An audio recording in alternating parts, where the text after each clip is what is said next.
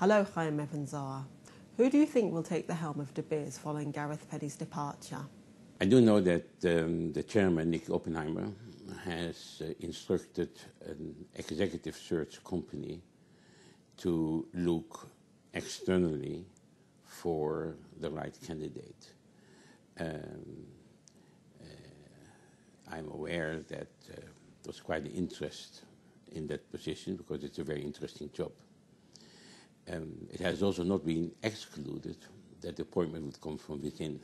What change of direction do you think the company might take following Gareth Penny's departure? I would assume De Beers will concentrate on its core business. I think that we'll see a company that wants to make fantastic margins on mining, will drop anything that doesn't give them the margins, and is looking for money, selling off will give them money, in order to invest in other properties.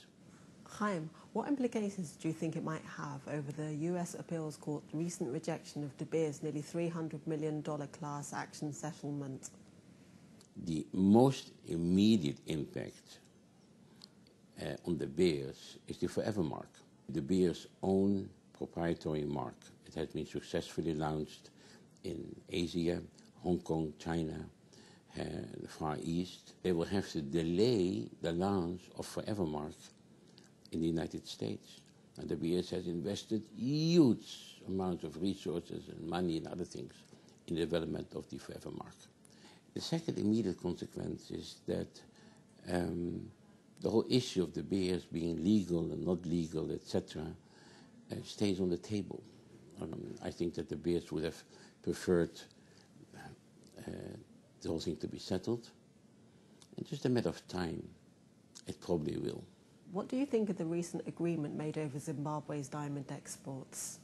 I find it difficult to say much because, as you know, I was the WDC representative in the review mission that has just come back from Zimbabwe. Yes, there is in alluvial areas some illegal diggings. If I compare it to other countries where you have such a huge illegal sector and smuggling and where you almost have no official exports, then sometimes you feel a discomfort that there may be one rule for certain countries and other rule for other countries. We saw that Venezuela was not compliant, couldn't care less, and decided to suspend itself from the Kimberley process. All the output of Venezuela is being smuggled out, getting into the markets.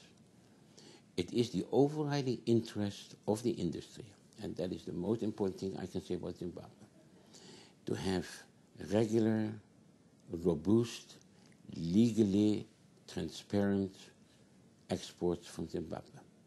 The goods will come out of the ground one way or the other. If we don't make it possible for Zimbabwe to export legally with KP certificates, those goods will reach us illegally. You will have all kinds of criminals drawn into the process. We cannot afford, as diamond industry, not just as Israel, but as diamond industry, that a major supply channel gets in the hands of criminals and maybe terrorists. Thank you very much, Chaim Even-Zohar.